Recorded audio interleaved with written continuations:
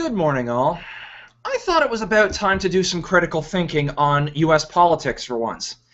Now, this is actually going to probably be a bit of a departure from my usual track record where you see me trashing American politics, pointing out the problems with both Canadian and American politics with regard to the spying issue and and a lot of the stuff that Eric Snowden revealed, etc.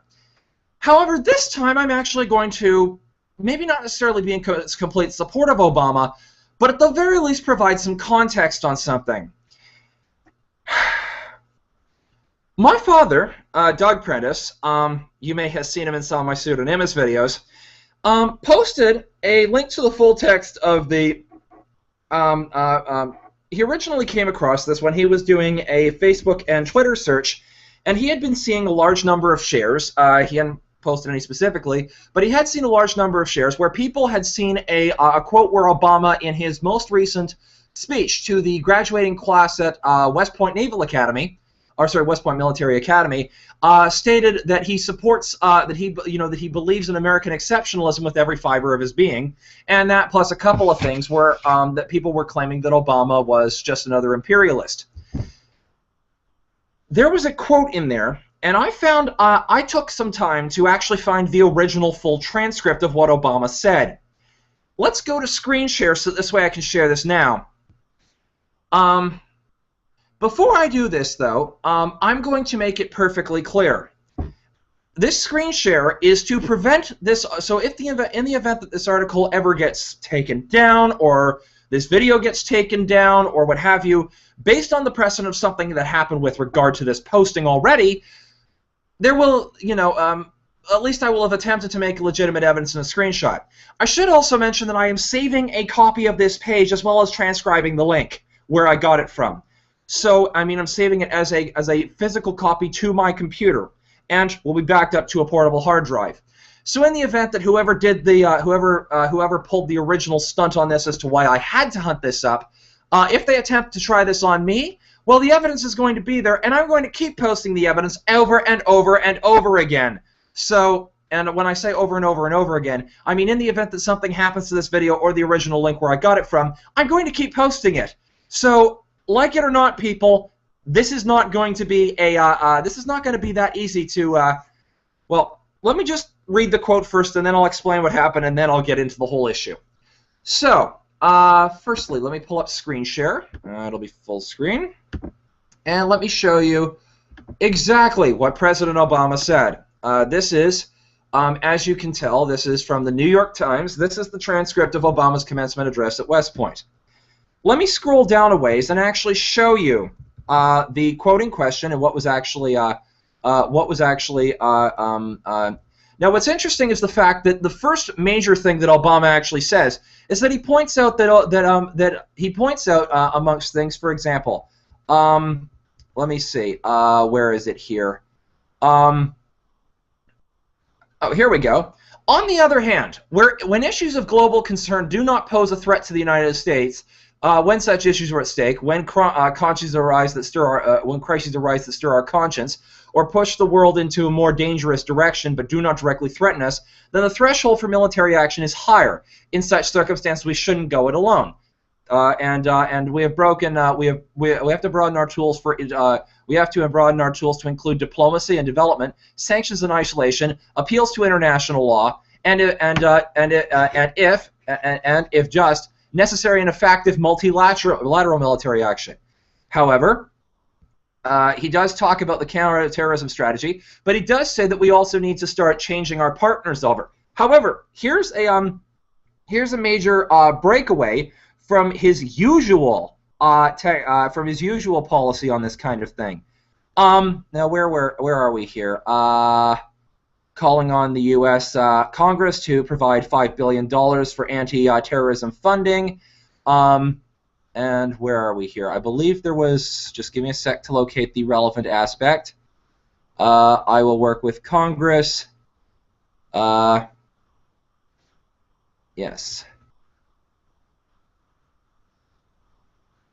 Here we go. There are times when those actions are necessary, referring to drone strikes, etc., that he's mentioned in the previous history, and we cannot hesitate to protect our people. but as I said last year, in taking direct action, we must uphold standards that reflect our values. That means striking only when we face a continuing imminent threat, and only when there is no certainty. There is near certainty of no civilian casualties for our actions should meet a simple test. We must not create more enemies. But here's an interesting bit that he didn't say before. I also believe we must be more transparent about both the basis of our counterterrorism actions and the manner in which they are carried out. We have to be able to explain them publicly, whether it is drone strikes or training partners. I will increasingly turn to our military to take the lead and provide information to the public about our efforts. Our intelligence community has done outstanding work, and we have to continue to protect our sources and methods. But when we cannot explain our efforts clearly and publicly, we face terrorist propaganda and international suspicion. We erode our legitimacy. Okay, so this is the decent empiricism thing. But it gets more interesting. Let's scroll down and actually see where Obama really lets in on this. He talks about the Cold War, a bit more of history. Oh, here's an interesting one. Now, there are a lot of skeptics who often downplay the effectiveness of multilateral action. For them, working through international institutions like the UN or respecting international law is a sign of weakness. I think they are wrong. And he provides examples why in Russia, in Russia and the like. And oops, I just inadvertently popped back to the top of the page. No, no, no. Don't you dare. Sorry, my computer is screwing up right now. I seem to be having some difficulty. Bear with me, please. I just lost a... Oh, no. No, no, no, no. There we go. Whew. Sorry about that. Losing links on something this crucial. Now, let me get back down to where I was before, and we can continue again with where I picked up. Now, anyway... he goes in on about Russia and mentions this is not the Cold War, but the point is he's at least now trying to support international law.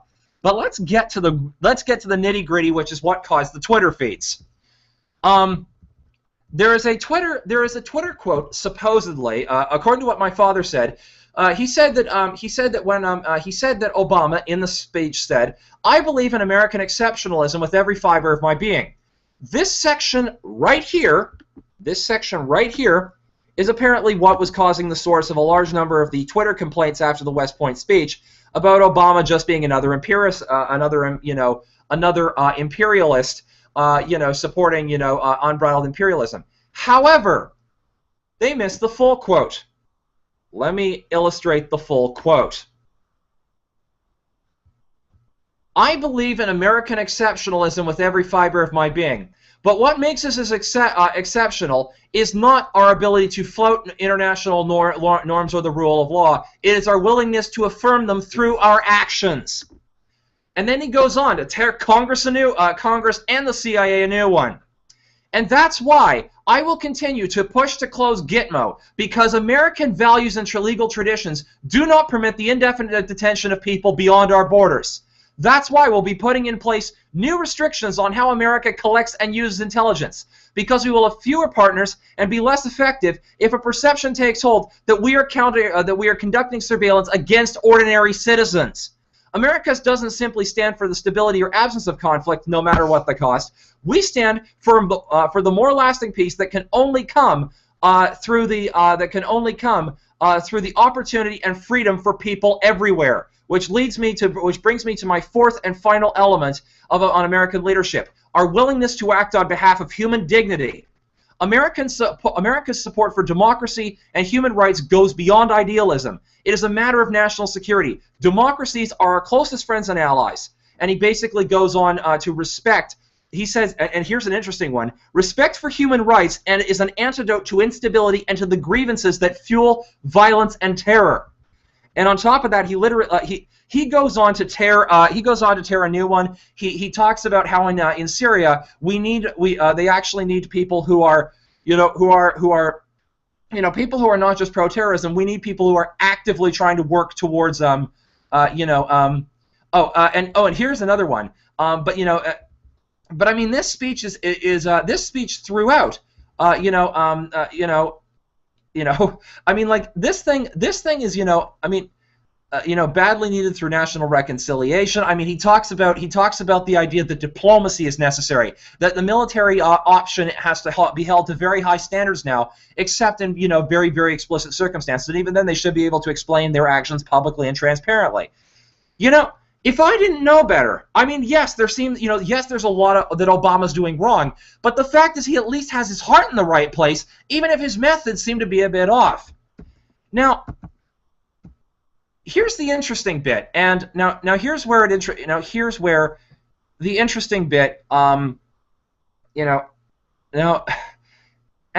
where here's where it gets interesting. Oh, and here's something interesting as well that Obama says.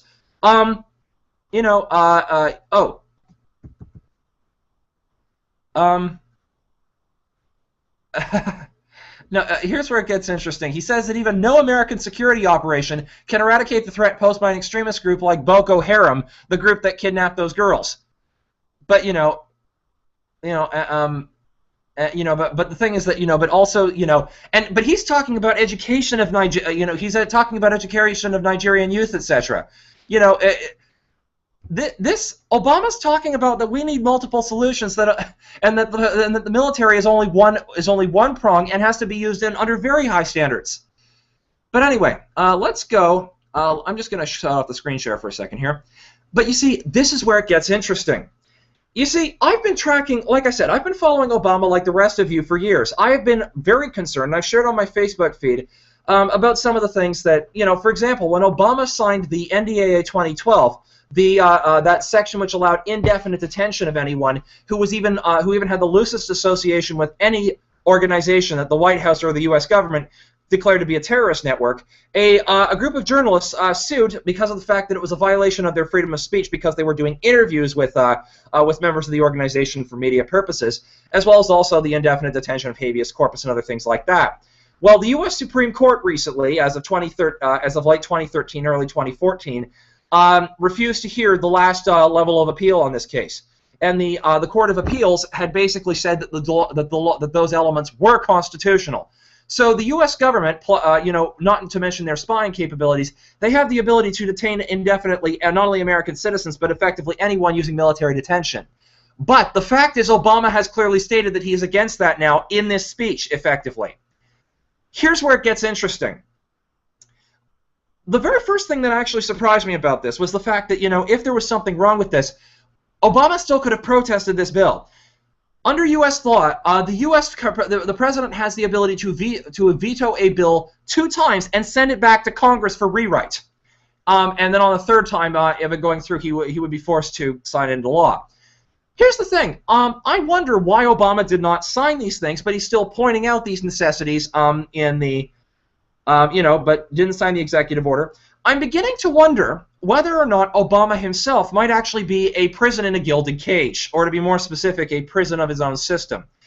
There's a reason for this. I haven't been able to find the original source for this, and it's been several years, which is part of the reason why it may have gone off the internet. And if someone can find the backlog either to confirm or refute this, please by all means submit this. But I do remember seeing a story of the very first days that Obama took the presidency all the way back in 2008. There was a story that surfaced across my feed about him having a BlackBerry that he had kept, and he released the number of publicly so that if anyone ever wanted to text him or call him, any American citizen, they had an option to do so. But then the story came out that the Secret Service had taken away said BlackBerry and replaced it with one that was more under their monitoring and control. So, I'm beginning to think, from this and some other things, I'm beginning to wonder over the years whether or not Obama has actually been more, that maybe he came in with high ideals, and maybe he still does have high ideals, but the fact is that maybe the reason why he hasn't been able to succeed in getting things like closing of Guantanamo Bay, actually overturning this, the NSA type stuff or what have you, is maybe because of the fact that he is actually more of a prisoner than we realize. Partly it's partly the fact that he's getting bad intelligence, and the fact that again he's getting what his advisors and what corporate lobbyists and what people are, it's bad enough that A, he's probably getting a large chunk of bad information fed to him from where he is, so therefore his conclusions are coming out wrong anyway. But on top of that, he may actually be a prisoner as well in there.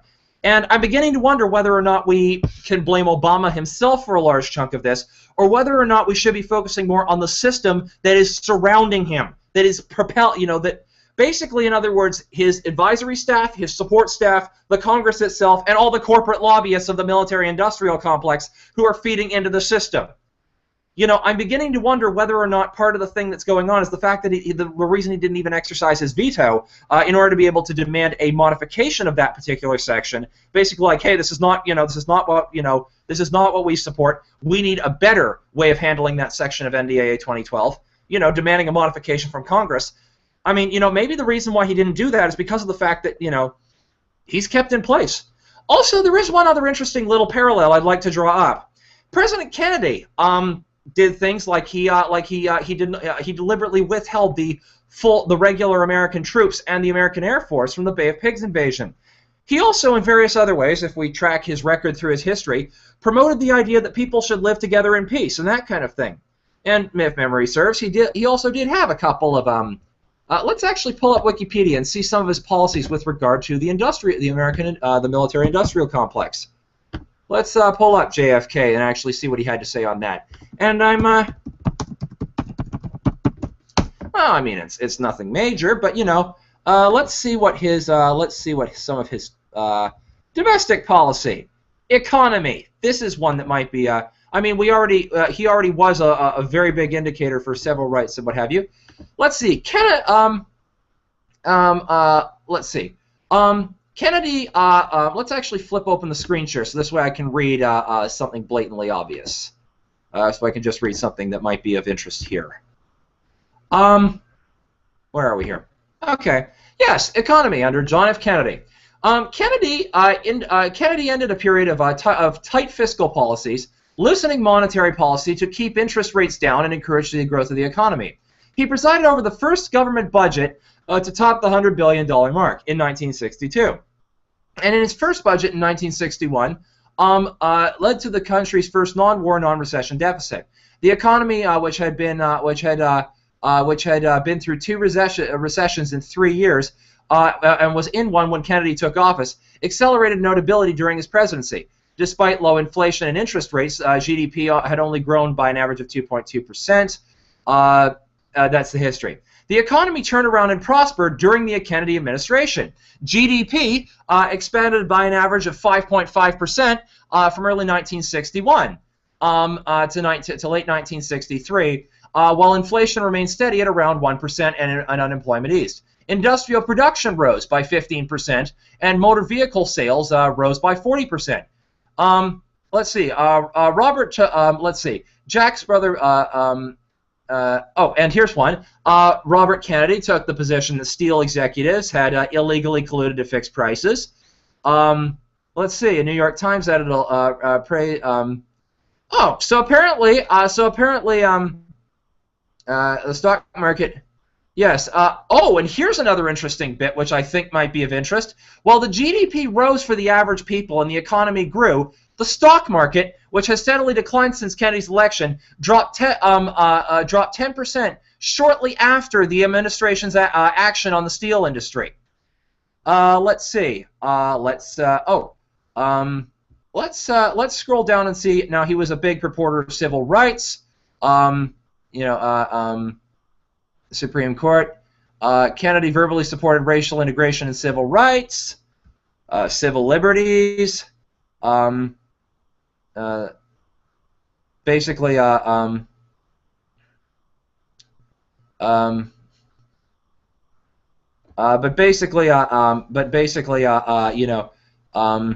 of course he had stuff on immigration. Space policy is obvious. Assassination. But did they ever figure out what Lee Harvey Oswald's motivation was? Let's actually find Lee Harvey Oswald and actually see what his motivations might have been. Just as a hypothetical here. Kennedy assassination. Police interrogation. Let's see what came up. Oswald was interrogated for several times during the 2 days. He admitted that he went to the room. Oswald denied killing Kennedy. Interesting that... Now here's the interesting bit. Oswald actually denied killing Kennedy. But did he actually... no, I'm not a communist, I'm a Marxist. Interesting that he said that. But let's actually see something here. What was it? Oh. Now let's see. Was he actually found guilty under a court of law? Oswald being led. Well, they concluded that it was him who did it. But the thing is that, again, besides all the dissenting theories or what have you, the fact that Lee Harvey Oswald even denied killing him. But let's just see. Oswald. Oh, here's interesting. Here's an interesting possibility. Oswald doing it. Oswald said that while he was in the domino room, he saw 2 Negro employees walking by. Is that possible that he potentially harbored some racist tendencies? But here's the thing. I mean, if Lee Harvey Oswald himself, in the process of the assassination of JFK, had, I don't know, any one of a number of, if he held any one of a number of things, he could have been pro-military industrial complex, he could have been racist, take your pick for any one of them. And I'm not saying that I support either the conspiracy theory either, that because JFK, but JFK did make a lot of enemies by, supporting, pro-rights things, with the economy issues. He dealt, he affected the steel industry. He might have affected the some of the early workings of the military-industrial complex, which had only just taken hold in the end of Eisenhower's term. Some other major issues. And the point is that, again, he promoted love, tolerance, and that kind of thing, and he got assassinated for it. Now, here's the thing which also bugs me about this, and I'm not making a comparison, but I do think there may be a possibility of a trap issue here. Obama is in the position where he is surrounded by a large number of Secret Service people and the like. He also in his first election had about 40% corporate funding, possibly, according to a couple of sources I heard. Again, those were third-party sources. I can never find anything to directly confirm that. But again, there are possibilities of blackmail, the possibility that his life might be at risk. The fact that there is an anti-terror thing, and he has to seem like he's at least being strong and supporting the military in their positions on this. United front against terrorism. Take your pick for any one of a number of reasons. But it is highly possible that Obama himself may have signed the NDAA 2012 into law without without using his veto power and demanding a rewrite. Not so much because of the fact that he didn't think that it was wrong, but more because of the fact that he genuinely didn't. Maybe because of the fact that for whatever reason he could not see another option at the time.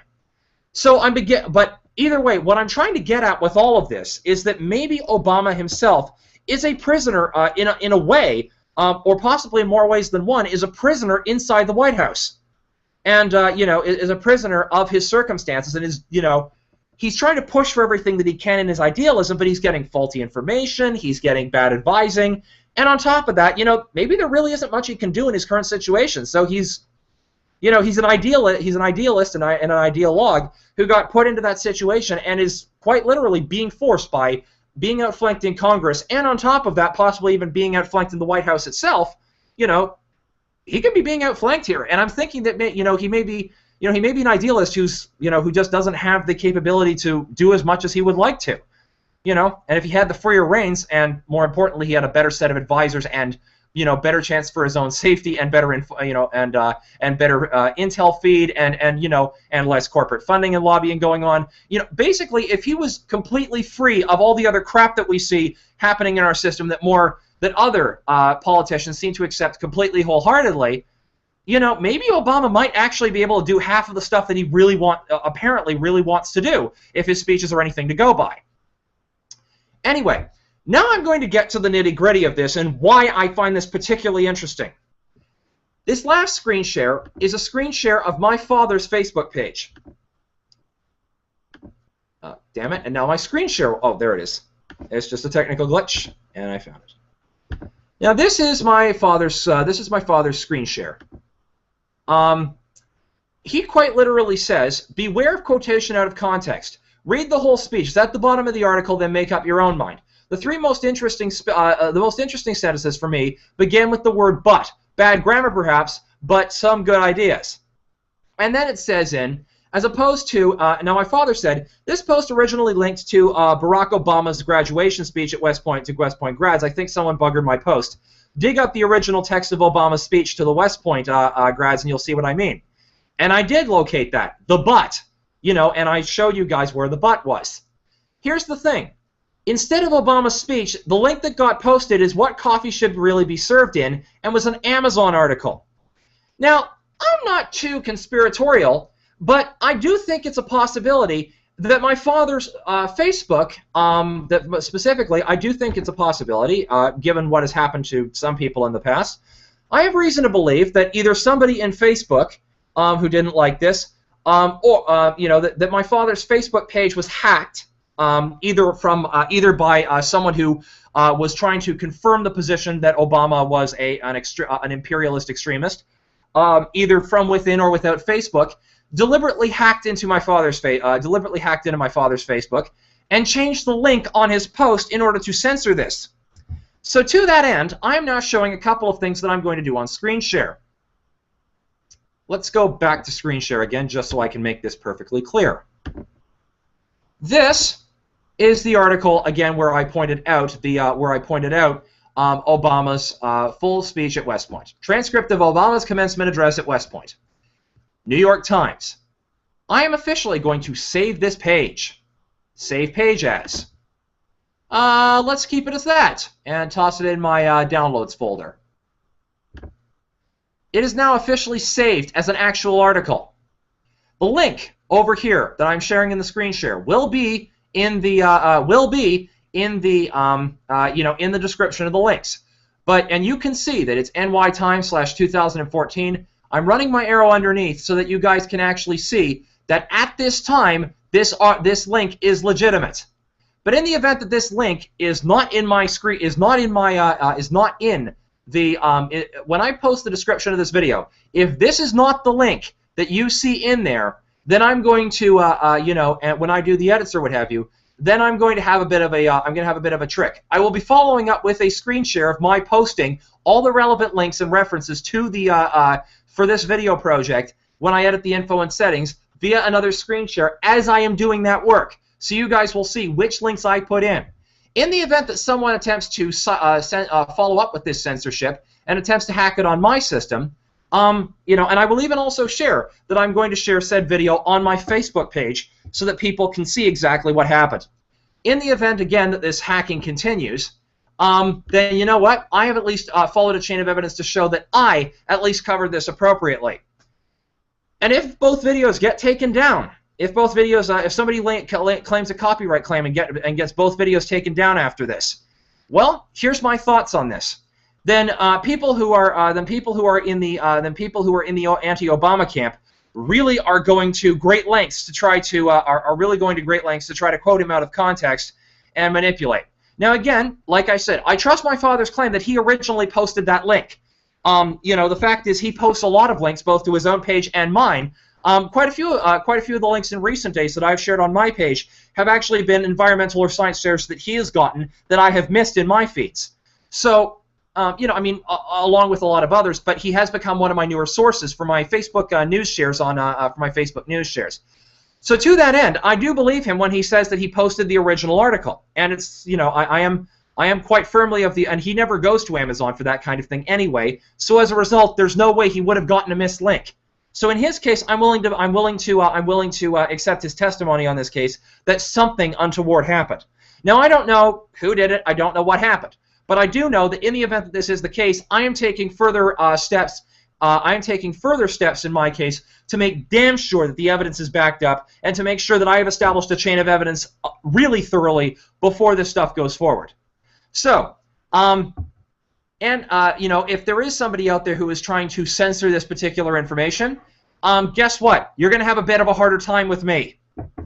And in the event that there wasn't, and it was just some glitch that happened with Facebook, like a bot or something, then we deal with it as a bot.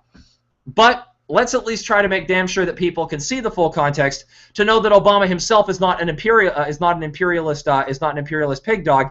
He's just a person who is trying to uphold ideas of uphold ideas of human rights and equality and stuff like that across the board, and trying to deal with appropriate international law, trying to have America, lead the world by example, and is just simply having a whole bunch of faulty intelligence, and his methods are off, not his, his methods are off, not his core principles and ideas. Anyway, thought I'd give you guys the heads up, and let's go from there. Catch you guys on the flip side.